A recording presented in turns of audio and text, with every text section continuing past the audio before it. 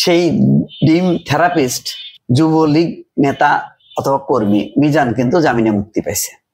আমি কালকে বলছিলাম যে ডিম নিক্ষেপ পশ্চিমা বিশ্বে এটা একেবারেই ডাল ভাত।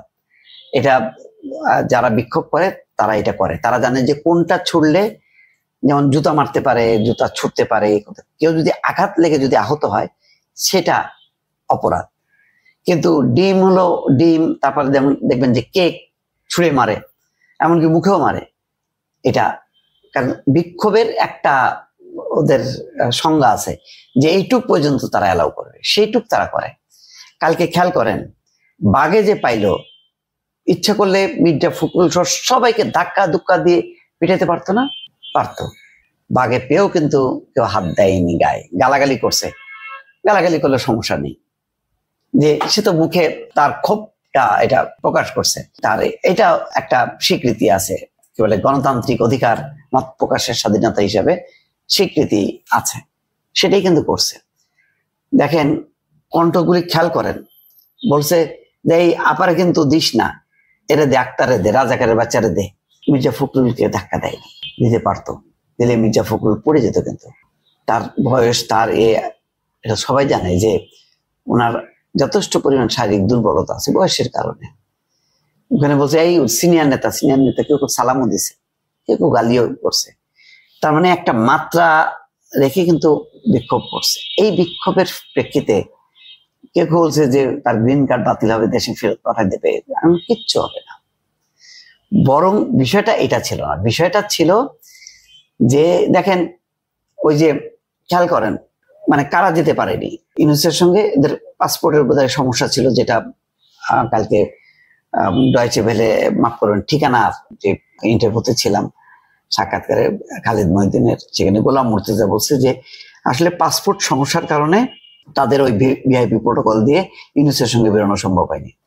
তাহের, সৈয়দ আব্দুল্লাহ মোহাম্মদ তাহের, তিনিও কিন্তু একসাথে বেড়েছে, কিন্তু উনি জানেন যে কোন গেটে তার নেতা কর্মীরা থাকবেন, তিনি সেখানে গেছে। তারা 30-40 জন ছিল, তারা তাকে নিয়ে চলে গেছে।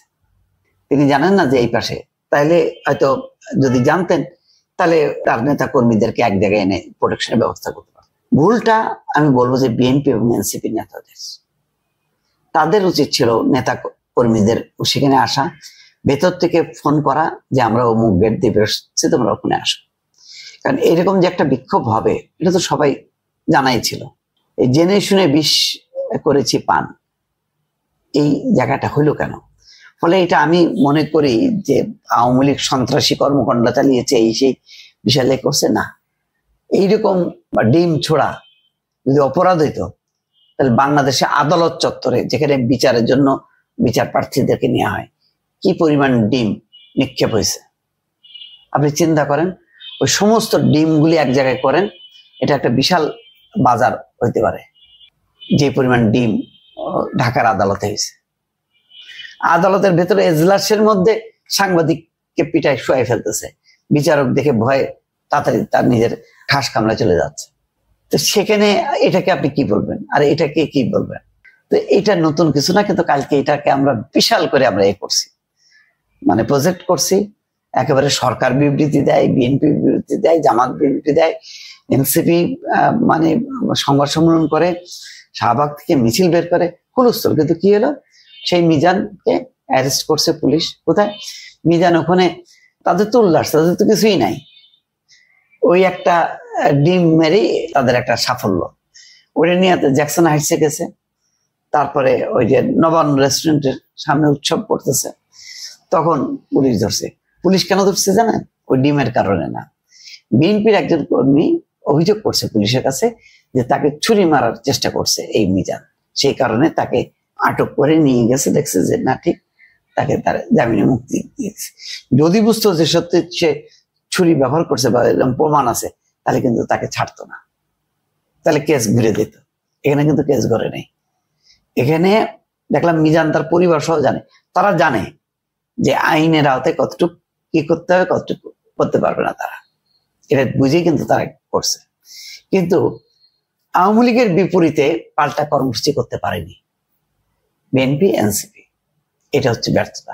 আমি এখানে ওই সরকার, ওই কনসুলেট, এম্বাসি এদেরকেও দায়ী করে, এরা তো সরকারি, এরা আর কি করবে। বিষয়টা হলো রাজনীতিকে রাজনীতি দিয়েই মোকাবেলা করতে হবে, সেই জায়গাটায় ব্যর্থ হয়েছে। এই জন্য মিজান দেখেন তারা এখন রাজকীয় সম্বর্ধনা রীতিমতো, সে এখন হিরো আওয়ামী লীগের কাছে। দর্শক